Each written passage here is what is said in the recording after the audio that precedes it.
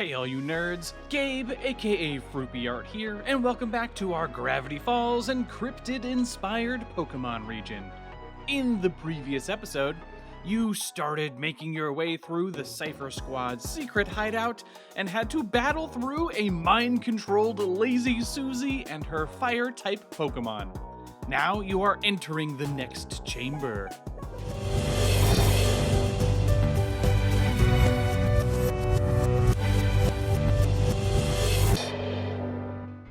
This room is incredibly serene, with long, tranquil pools and gentle waterfalls flowing down the walls. Another cloaked figure is blocking the far doorway. It steps closer and removes its hood. You are relieved to see Mayor Terry for a second until you realize that he too has a mind control collar clamped around his neck. This is where your journey ends. You are not permitted to see the coming of the legendary Ultra Beast. Our leader Glee has been receiving psychic communications from beyond this dimension, and now is the time for its plans to come to fruition. Terry tosses out his first Pokemon. You wonder if he's going easy on you, as it isn't even fully evolved. Just a clumsy little dweebip. You make short work of it, but Terry already has a curveball for you with Guganton. It shrugs off any electric or grass type attacks that you may have readied for Terry's water types. It's tanky, but you do take it down. After that, Terry has another final evolution for the Idle line. This time, it is the result of the Flame Feather and Slick Scale. Okay, so this was a combination that nobody was able to guess, but to be fair, it's definitely the weirdest one. Like, what do you even do when combining a bird and a fish? And also, this is really two inspirations kind of smashed together. So, there is something from Chinese folklore called the Kunpeng, I'm sure I'm pronouncing that wrong, that is essentially a big fish with bird wings, so that's definitely there. But what I love even more is something from Welsh folklore. I'm not even going to try to pronounce it, because, I mean, it's Welsh. How is Welsh even a language? It's so weird and bizarre. But it translates essentially to water leaper. Basically a frog with bat wings, which is just so ridiculous that I had to use it and get this, like, goofy face and the frog tongue. And the frog tongue is particularly useful since I'm trying to maintain just, like, a little bit of goopiness from the Idle influences into these final stages, and the tongue, I mean, it works for that. Okay, let's meet our water and fire type Flisteam, the Gill Wing Pokemon. Idle, which have reacted to both the Slick Scale and Flame Feather items, evolve into this strange fish. Flisteam's external gills superheat the water around it, allowing it to propel itself forward with great speed.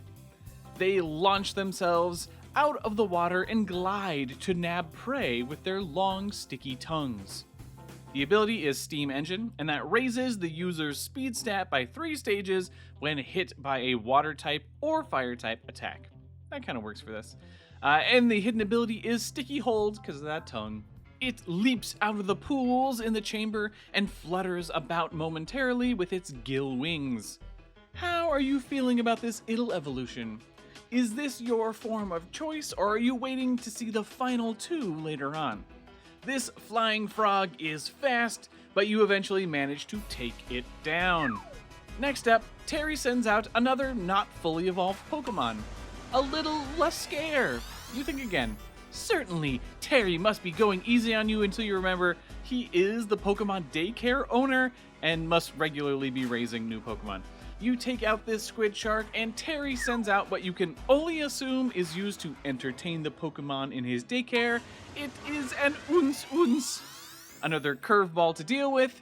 You whittle away at this bulky Pokemon until Terry is down to the last member of his team. This is the evolution to little Tubulat. Okay, so our otter is now going full Doparchu. From Irish and Scottish folklore. We're going to take the stone that Tubulat had to, like smash up food, and we're going to fully integrate the rock type into the design. big ol' stone fists make it pretty imposing for still essentially being an inner tube of a Pokemon. And I wanted to maintain that round shape, so now it is biting its own tail. I'm definitely giving this more of a wiener dog kind of look. It's sort of hot dog shaped, so it chasing its tail kind of works for me too. For throwing all of that together, otter, wiener dog, Dobharchu, boxing gloves, I think it actually turned out pretty good. Okay, let's meet Pugilot, the Stone Fist Pokemon. By biting onto their own tails and spinning furiously, this water type is able to pummel opponents repeatedly with its rocky mitts.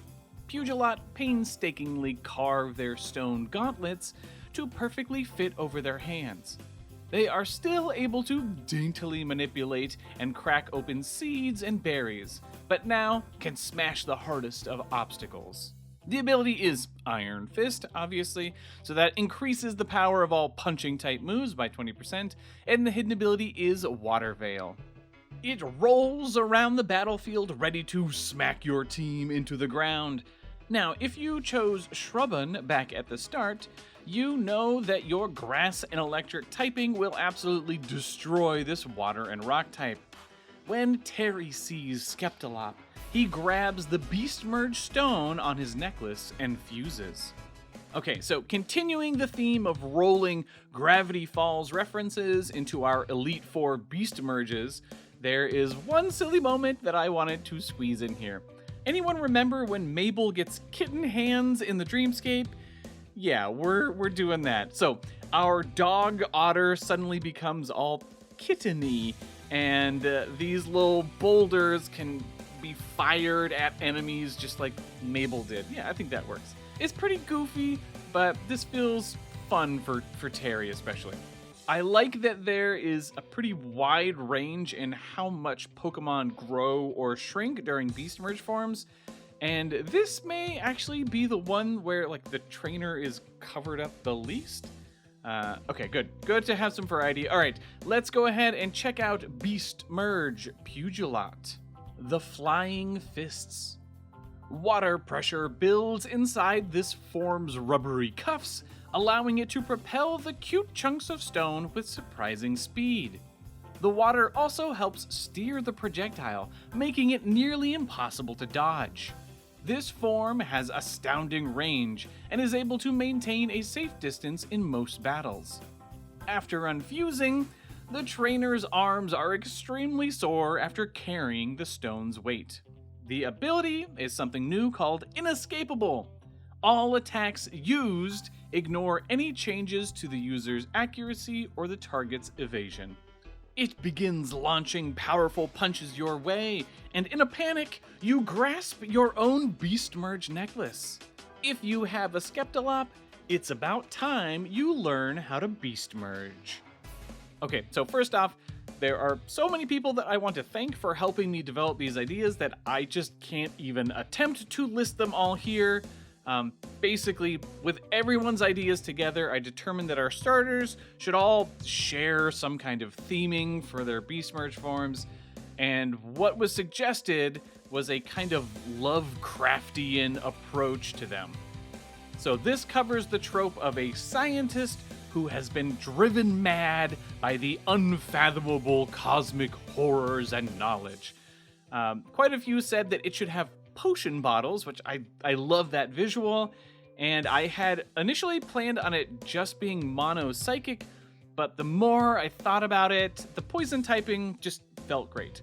It's also nice because this form gets 2 completely new types, and then the other starters will either keep their primary type or secondary type. So yeah, that feels cool to me. All right. Yeah, this is our straight jacket scientist, speedy glass cannon little guy. Let's learn all about Beast Merge Skeptalop, the unstable scientist. Energy surges through this form, allowing it to move at insane speeds. It fluctuates between perfectly calculated plans and completely unpredictable and erratic behavior. The potion bottles held by its undulating straps contain alchemical concoctions capable of corroding through solid steel.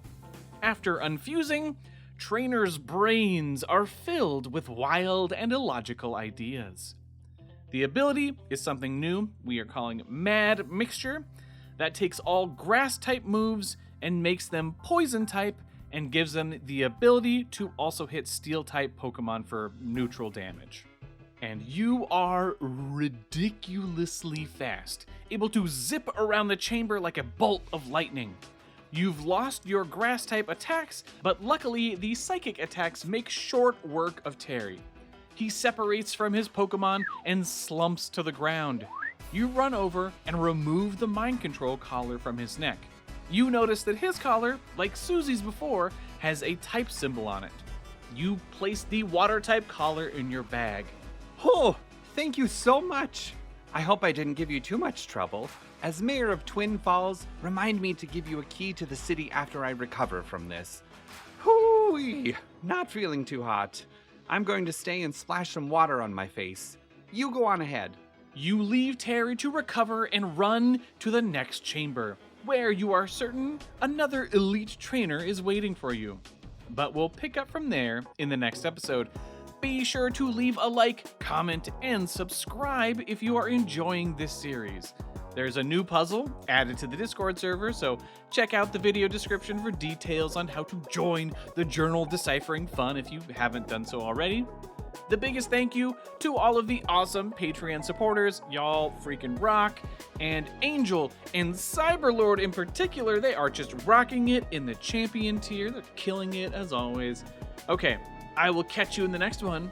Later, nerds.